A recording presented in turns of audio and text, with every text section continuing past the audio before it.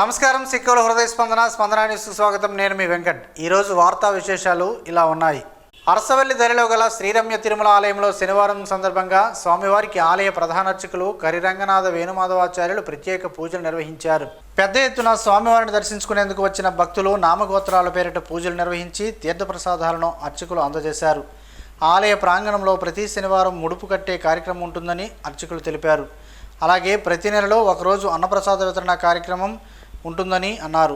ఆలయ ప్రాంగణం అంతా ఆధ్యాత్మిక శోభను సంతరించుకోగా స్వామివారి నామస్మరణతో మారుమ్రోగింది. డిఎస్సి పరీక్షల్లో చోటు చేసుకున్న అవకతవకలు నిరసిస్తూ ఏపీ జన్జీవార్ వైఎస్ఆర్ కాంగ్రెస్ పార్టీ ఆధ్వర్యంలో చేపట్టిన రిలే నిరాహార దీక్షలు 3వ రోజుకు చేరుకున్నాయి.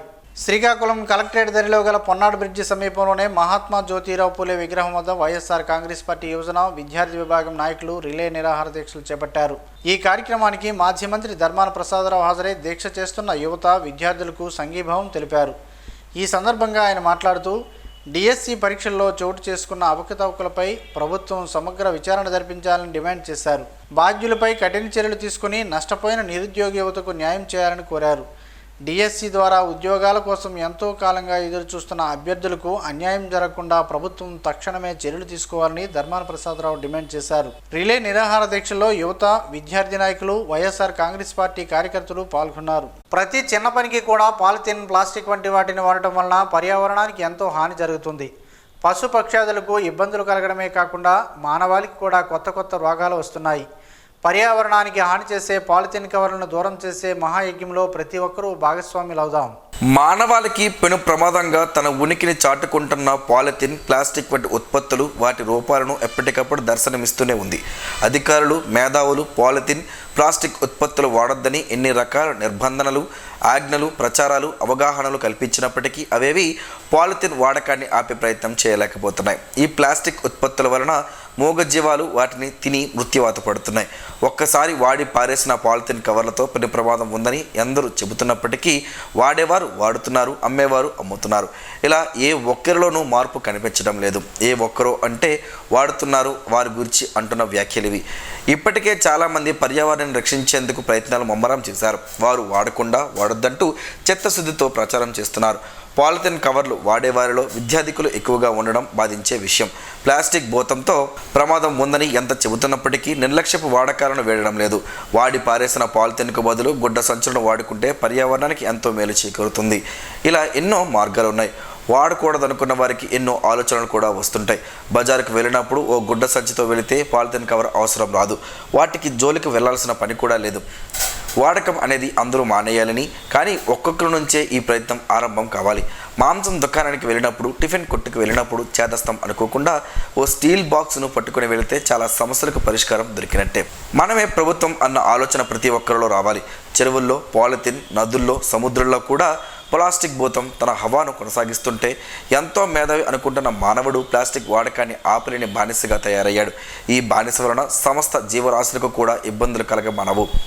అందుకే ఆలోచన చేయగలిగిన మనిషి ఒక్కసారి ఆలోచన చేసి ఈ ప్లాస్టిక్ కవర్ల వాడకాన్ని ఆపేద్దామంటూ ప్రతిన బుణుదాం. ఎక్కడో తయారైతే ఇక్కడికి వస్తున్నాయి. మనం వాడడం మానేస్తే తయారీ దానంతటా అది ఆగిపోతుంది. మనకు కావాల్సిన ప్రకృతికి అనుకూలమైన విధానాలను పారిశ్రామికవేత్తలు, మేధావులు తయారు చేయడం ఆరంభిస్తారు. మనం చేయాల్సిందల్లా ఈ ప్లాస్టిక్ భూతాన్ని తరిమి కొట్టేలా ఓ చిన్న ప్రయత్నంతో పాటు ప్రచారం రెండూ చేస్తూ మన బాధ్యతగా ముందుగా మనమే మానేద్దామని ప్రతిజ్ఞ చేయాల్సిన అత్యవసరం ఇప్పుడు అందరి ముందు ఉంది. ఏది ఏమైనప్పటికీ ప్రభుత్వం సింగిల్ యూజ్ ప్లాస్టిక్పై, వాటి ఉత్పత్తి కేంద్రాలపై కూడా నిషేధం చేయడం శుభపరిణామమైనప్పటికీ ఇంకా విచ్చలవిడిగా పాలిథిన్ కవర్లు కనబడడం బాధాకరం. ఎలినినో ప్రభావంతో రైతులు నష్టపోకుండా వరి పండించే రైతులు పంటల బీమాను చేయించుకోవాలని తమ్మినేని పాపారావు నారాయణపురం ఆనకట్ట వైస్ చైర్మన్ పంచిరెడ్డి కృష్ణారావు పిలుపునిచ్చారు. ఈ మేరకు శనివారం ఆయన మీడియాతో మాట్లాడుతూ రైతులు అప్రమత్తంగా ఉండాలని, నష్టభయం ఎక్కువగా ఉన్నందున ప్రభుత్వం బీమాను చేయించుకోవాలని ఎక్కువగా అవగాహన కల్పిస్తుందని, బ్యాంకుల ద్వారా రుణాలు తీసుకున్న రైతులకు బ్యాంకు వారు బీమా చేయిస్తారని తెలిపారు. అయితే రుణాలు తీసుకొని వారు ఇంకొందరు ఈ నెల 15వ తేదీ వరకు సమయం ఉన్నందున రైతులు స్పందించి పంటల బీమా చేయించుకుని ఎలినినో ప్రభావం నుంచి బయటపడాలని, ముఖ్యంగా ఆరుతడి పంటలు వేసుకోవాలని ఈ సందర్భంగా ఆయన సూచించారు. అప్పుడప్పుడు చిన్న వర్షాలు పడుతున్నందుకు ఆ ఎదలు కొద్దిగా బతుకుతూ కూడా ఉన్నాయి. కానీ ఈ ఎల్లిన ప్రభావం వల్ల రానున్న రోజులు ఈ 3-4 మాసాలు ఏం జరుగుతుందో వర్షాలు సకాలంగా పడవు కాబట్టి ఆంధ్రప్రదేశ్ ప్రభుత్వం ఇన్సూరెన్స్ అనే స్కీమ్ అనేది ఆగస్టు 15 వరకు, అంటే 14వ తారీఖు వరకు, ఆగస్టు 15 సెలవు కాబట్టి ఆగస్టు 14వ తారీఖు వరకు ఉంది. ఎకరాకి సుమారు 120 నుండి 150 రూపాయలు కట్టించుకుంటారు కాబట్టి రైతాంగం అంతను, వరి పంటలు పండించుకున్న రైతాంగం అంతను కూడాను ఈ ఇన్సూరెన్స్ని వినియోగించుకుంటారని. ప్రసవ సమయంలో తీవ్రమైన గుండె వైఫల్యం, కార్డియాక్ గురైన 23 ఏళ్ల యువతి ప్రాణాలను Hyderabad hitech city Yashoda hospitals వైద్యులు అత్యాధునిక ఎక్మో చికిత్సతో విజయవంతంగా కాపాడారు. Consultant interventional cardiologist doctor Damodar Reddy నేతృత్వంలో cardiology, critical care, vascular surgery, ప్రసూతి, స్త్రీరోగ, నెఫ్రాలజీ నిపుణుల బృందం సమన్వయంతో చికిత్స అందించింది. చికిత్స అనంతరం తల్లి బిడ్డ ఇద్దరు ఆరోగ్యంగా డిశ్చార్జ్ అయినట్లు డాక్టర్ దామోదర్ రెడ్డి తెలిపారు.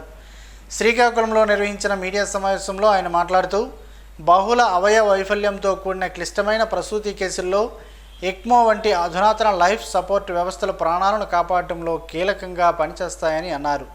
ఈ సమావేశంలో ఎస్వివి రామకృష్ణ ఉన్నారు. ఇమీడియట్గా ఫ్యామిలీకి కౌన్సిల్ చేసి యశోద హైటెక్ సిటీలో మనం ఎక్మో పంప్ అరేంజ్ చేస్తాం. ఎక్మో పంప్ అమర్చాం పేషెంట్కి. సో ఎక్మో పంప్ పెట్టిన తర్వాత వితిన్ 12 to 15 అవర్స్లో పేషెంట్కి ఆల్మోస్ట్ యూరిన్ షట్ డౌన్ అయిపోయింది. అంటే కిడ్నీ ఫెయిల్యూర్కి వెళ్ళిన పేషెంట్కి యూరిన్ రావడం స్టార్ట్ అయింది. అలాగే లివర్ ఫెయిల్యూర్కి వెళ్ళిన పేషెంట్ మళ్ళీ లివర్ రికవరీ స్టార్ట్ అయింది. అండ్ మనిషి కూడా అపస్మారక స్థితిలో ఉన్న పేషెంట్కి బ్రెయిన్కి కూడా ఆక్సిజన్ ప్రాపర్గా అందడం వల్ల తను కూడా సెమీకోమటో స్టేజ్ నుంచి తన ధ్యాస కూడా ఇంప్రూవ్ అయింది. So over a period of 4 days మనము ఆ పంప్ని తనకు సపోర్ట్ చేస్తూ వచ్చి స్లోగా హార్ట్ని మనము మందుల ద్వారా సపోర్ట్ చేస్తూ వచ్చాం. తద్వారా మెల్లిమెల్లిగా హార్ట్ రికవర్ అవుతూ వచ్చిన తర్వాత మనం 5వ రోజు మెల్లిగా ఈ పంప్ని వీన్ ఆఫ్ చేసుకుంటూ వచ్చాం, అంటే డీఎస్కలేట్ చేస్తాం. అంటే సపోర్ట్స్ మెల్లిమెల్లిగా తగ్గించి 5వ రోజు మనము హార్ట్ పంపింగ్ అంతా ఇంప్రూవ్ అయిన తర్వాత అండ్ వేరే ఆర్గన్స్ కూడా తనకు సపోర్ట్ చేసిన తర్వాత మెల్లిగా పంప్ని మనము రిమూవ్ చేస్తాం. సో టెంపరీగా మనం హార్ట్ ఫెయిల్ అయిన దాన్ని రికవర్ అవ్వడానికి అవకాశం ఇచ్చి ఈ పేషెంట్ని మల్టీ ఆర్గన్ ఫెయిల్యూర్ నుంచి కాపాడగలిగాం. తద్వారా ఈ పేషెంట్ ఫ్యామిలీకి, ఆ పిల్లలకి కానీ వాళ్ళ హస్బెండ్ కానీ it was a big relief. ఆషాఢ మాస పవిత్ర పర్వదినాన్ని పురస్కరించుకుని కిన్నెరవాడ గ్రామంలోని శ్రీమద్ విరాట్ పోతులూరి వీరబ్రహ్మేంద్ర స్వామి వారి దివ్యక్షేత్రంలో ప్రపంచ శాంతి, ప్రజాశ్రేయస్సు కోసం ప్రత్యేక పూజలు, కార్యక్రమాలు నిర్వహించారు. సిద్ధయ్య స్వామీజీ ఆధ్వర్యంలో సుప్రభాత సేవ, విశేష పూజలు, అఖండ జ్యోతి ప్రజ్వలన, జ్వాలా తోరణం, మహాప్రసాదం, మహామంగళహారతి నిర్వహించారు. మహిళా భక్తులు పెద్ద సంఖ్యలో పాల్గొని జ్యోతి ప్రజ్వలన చేశారు. అలాగే విద్యార్థులకు భగవద్గీత పారాయణం, విష్ణు సహస్రనామం, యోగాసనాలపై అవగాహన కల్పించారు. సనపల కరుణాకుమార్ మాస్టర్, రాజారావు తదితరుల ఆధ్వర్యంలో ఈ కార్యక్రమాలు జరిగాయి. ఆలయ ధర్మకర్తలు, గ్రామ సర్పంచ్ పురజనులు, ఎస్విఎస్ యువత, హరే రామ హరే కృష్ణ భక్తులు, స్వచ్ఛంద సేవా బృంద సభ్యులు పాల్గొన్నారు. డ్రైవర్ల సంక్షేమ బోర్డును ఏర్పాటు చేయడంతో పాటు డ్రైవర్లకు నష్టం కలిగించే 2023 నూతన మోటార్ యాక్ట్ను సవరించాలని AP auto and motor transport workers union AITUC రాష్ట్ర ప్రధాన కార్యదర్శి జి వామనమూర్తి ప్రభుత్వాన్ని డిమాండ్ చేశారు. ఎన్జీఓంలో టి తిరుపతిరావు అధ్యక్షత నిర్వహించిన డ్రైవర్ల ప్రథమ మహాసభలో ఆయన మాట్లాడారు. Petrol, diesel, third party insurance, toll ఫీజులను తగ్గించాలని, డ్రైవర్లకు పీఎఫ్, ఈఎస్ఐ పెన్షన్తో కూడిన సంక్షేమ బోర్డు ఏర్పాటు చేయాలని కోరారు. అధిక జరిమానాలకు సంబంధించిన జీవోలను రద్దు చేయాలని, ఆటోలు, వ్యాన్లు, కార్లు, జీపులపై పెండింగ్ చలానాలు రద్దు చేయాలని డిమాండ్ చేశారు. ఆగస్టు 10వ తేదీన జరిగే జై భరో కార్యక్రమంలో డ్రైవర్లు పెద్ద సంఖ్యలో పాల్గొనాలని పిలుపునిచ్చారు. అనంతరం జిల్లా నూతన కమిటీకి గౌరవ అధ్యక్షుడిగా టి తిరుపతిరావు, కన్వీనర్గా విఎస్ సురేష్ ఏకగ్రీవంగా ఎన్నికయ్యారు. ఈ కార్యక్రమంలో డి యోగేశ్వరరావు, రాము, సూరిబాబు, వరుణ్, రాజు తదితరులు పాల్గొన్నారు. ప్రపంచ ఆదివాసీ దినోత్సవాన్ని పురస్కరించుకుని సీతంపేట ఐటీడీ ఆధ్వర్యంలో ఆగస్టు 9న పలాస రైల్వే గ్రౌండ్లో, ఆగస్టు 11న సీతంపేట ఎన్టీఆర్ గ్రీన్ఫీల్డ్ స్టేడియంలో వేడుకలను ఘనంగా నిర్వహించనున్నట్లు ఐటీడీఏపీఓ పవార్ స్వప్నిల్ జగన్నాథ్ తెలిపారు. రాష్ట్ర స్థాయి ఆదివాసీ దినోత్సవ వేడుకలు ఆగస్టు 9న అమరావతిలో ముఖ్యమంత్రి సమక్షంలో నిర్వహించనున్న నేపథ్యంలో సీతంపేట ఐటీడీఏ కార్యక్రమాన్ని ఆగస్టు 11కు వాయిదా వేసినట్లు తెలిపారు. వేడుకల్లో గిరిజనుల సాంప్రదాయ కళారూపాలు, సాంస్కృతిక కార్యక్రమాలు ప్రత్యేక ఆకర్షణగా నిలవనున్నాయి. గిరిజనుల సంస్కృతి, సాంప్రదాయాల వారసత్వాన్ని భావితరాలకు పరిచయం చేసేలా ఈ కార్యక్రమాలు నిర్వహించనున్నట్లు పీఓ తెలిపారు. గిరిజన సంఘాల నాయకులు, ప్రజాప్రతినిధులు, యువత, ప్రజలు పెద్ద సంఖ్యలో పాల్గొని కార్యక్రమాన్ని విజయవంతం చేయాలని పవార్ స్వప్నిల్ జగన్నాథ్ కోరారు. ఉద్దానం తాగునీటి ప్రాజెక్టును నాబార్డు ప్రధాన కార్యాలయం చీఫ్ జనరల్ మేనేజర్ సోమైందర్ సింగ్ తన బృందంతో కలిసి పరిశీలించారు. హిరమండలం వంశధార రిజర్వాయర్ వద్ద ఇంటేక్ వెల్, పంప్ హౌస్, 529 మీటర్ల అప్రోచ్ బ్రిడ్జీలను పరిశీలించి నీటి పంపింగ్ విధానాన్ని తెలుసుకున్నారు. అనంతరం మెలియాపుట్టి వాటర్ ట్రీట్మెంట్ ప్లాంట్లో నీటి శుద్ధి ప్రక్రియ, నాణ్యతా ప్రమాణాలను పరిశీలించారు. పలాస నియోజకవర్గంలోనే ఎదురాపల్లి ఓహెచ్ఎస్ఆర్లో సందర్శించి నీటి పంపిణీ వ్యవస్థను సమీక్షించారు. 700 కోట్ల రూపాయల అంచనా వ్యయంతో చేపట్టిన ఈ ప్రాజెక్టుకు నాబార్డ్ ఆర్ఐడిఎఫ్ ద్వారా 125 కోట్ల రూపాయల ఆర్థిక సహాయం అందించింది. ప్రాజెక్టు ద్వారా 807 హ్యాబిటేషన్లో సుమారు 5.5 లక్షల మందికి రోజుకు 111 ఎల్పిసిడి చొప్పున సురక్షిత తాగునీరు అందుతోంది. ఈ పర్యటనలో NABARD DDM, RIDF consultant, RWS DE తదితర అధికారులు పాల్గొన్నారు. పెన్షన్ వ్యాలిడేషన్ బిల్లును కేంద్ర ప్రభుత్వం వెంటనే రద్దు చేయాలని all pensioners and retired pensioners association APRPA demand చేసింది. స్థానిక విశ్రాంత ఉద్యోగుల భవనంలో బుడ్డేపల్లి జనార్దన్ రావు అధ్యక్షతన సంఘం జిల్లా కార్యవర్గ సమావేశం నిర్వహించారు. ఈ సందర్భంగా ఈపీఎస్ పెన్షనర్లకు కనీస పెన్షన్లు 9,000 రూపాయలు ఇవ్వాలని, రాష్ట్ర ప్రభుత్వం వెంటనే 12వ పీఆర్సీని నియమించి 30% ఐఆర్ ప్రకటించాలని డిమాండ్ చేశారు. పెన్షన్ వ్యాలిడేషన్ బిల్లును రద్దు చేయకపోతే ఇతర ప్రజా సంఘాలతో కలిసి దేశవ్యాప్తంగా పెద్ద ఎత్తున ఉద్యమాలు చేపడతామని హెచ్చరించారు. ఈ సమావేశంలో మణికొండ ఆదినారాయణమూర్తి, దొంతం పార్వతీశం, పి సుధాకర్, బి నరసింహారావు తదితరులు పాల్గొన్నారు. తెలగ సామాజిక వర్గం ప్రగతి పదంలో ముందుకు సాగాలంటే ఐక్యతతో పాటు సమిష్టి కృషి అవసరమని జిల్లా తెలగ సంక్షేమ సంఘం నాయకులు అన్నారు. స్థానిక సంఘ భవనంలో ఈరోజు జరిగిన సమావేశంలో సంఘం భవనానికి స్థలదాతలైన దివంగత దోస ఆదినారాయణరావు, దోస సరోజిని దంపతులకు నివాళులర్పించారు. వారి కుమార్తె రజని మరో 10 లక్షల రూపాయల విరాళాన్ని ప్రకటించారు.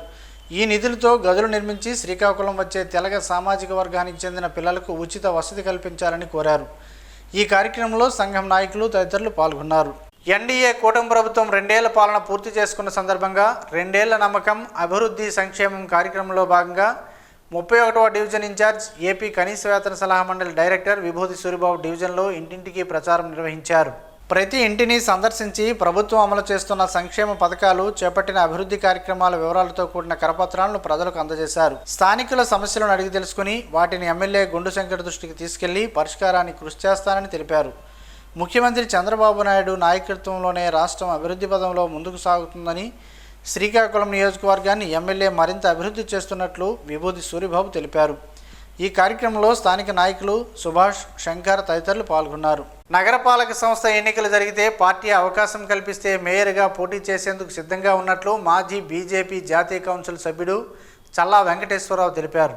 ప్రత్యక్ష పద్ధతిలో మేయర్ ఎన్నికలు జరుగుతాయని భావిస్తున్నట్లు తెలిపారు. 2019లో బీజేపీ తరపున శ్రీకాకుళం అసెంబ్లీకి పోటీ చేసిన తాను నగర సమస్యల పరిష్కారానికి కృషి చేశానని పేర్కొన్నారు. కూటమి నేతల సహకారంతోనే మేయర్గా పోటీ చేయాలని భావిస్తున్నట్లు ఆయన తెలిపారు. లవంగాలతో పలు ఆరోగ్య ప్రయోజనాలున్నాయని పలువురు ఆరోగ్య నిపుణులు చెబుతున్నారు. ఆ వివరాలేంటో ఈరోజు ప్రసారమయ్యే ఆరోగ్యమే మహాభాగ్యంలో తెలుసుకుందాం.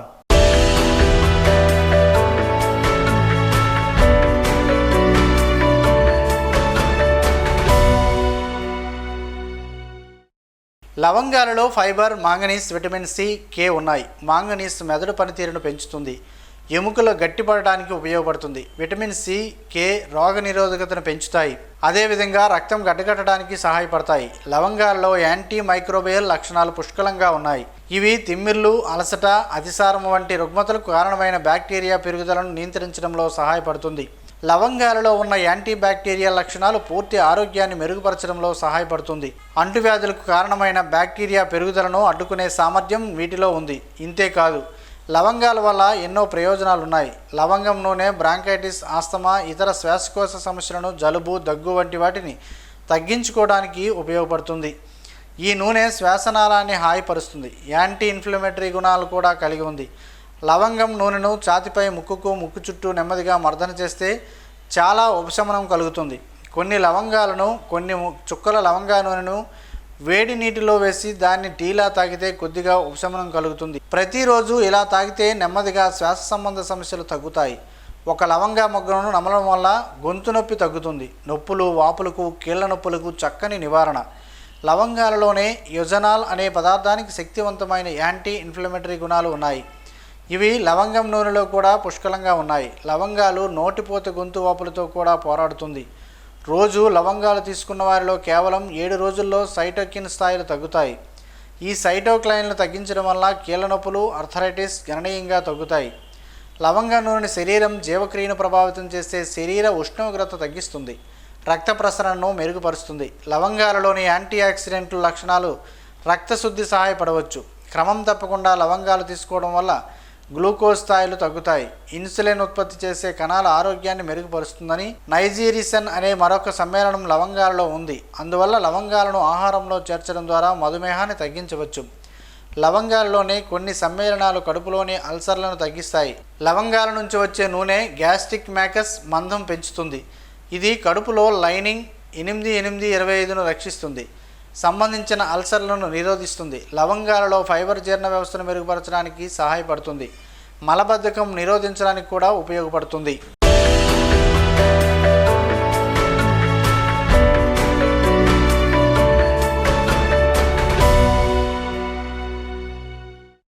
ఈరోజు వార్తల్లో ఒక మంచి మాటను విందాం, ఆచరిద్దాం. సమాజ శ్రేష్ఠను కాంక్షిస్తున్న మహనీయుల మాటల్లో నుంచి ఈరోజు. జీవనం గమనం గమ్యం. ఋషి చింతన. నెమ్మదిగా చెయ్యి కాని ఖచ్చితంగా చెయ్యి, వేగంగా చెయ్యి కాని జాగ్రత్తగా చెయ్యి. మెదడుకు కూడా తెలియని చూపు హృదయానికి ఉంటుంది. అదే ఆధ్యాత్మిక అనుభవం, అనుభూతి జీవితం. ఓం శ్రీ గాయత్ర్యై నమః. స్పందన న్యూస్ ఇప్పుడు యూట్యూబ్లో అందుబాటులో ఉంచడమైనది. ఎస్డివి స్పేస్ స్పందన అని టైప్ చేసి ప్రేక్షకులు తమకు అనుకూలమైన సమయంలో న్యూస్ని వీక్షించగలరు. ఈ వార్తలు ఇంతటితో సమాప్తం. మరలా ప్రసారమయ్యే స్పందన న్యూస్లో కలుద్దాం. అంతవరకు సెలవు, నమస్కారం. మీ మాటే మా బాట.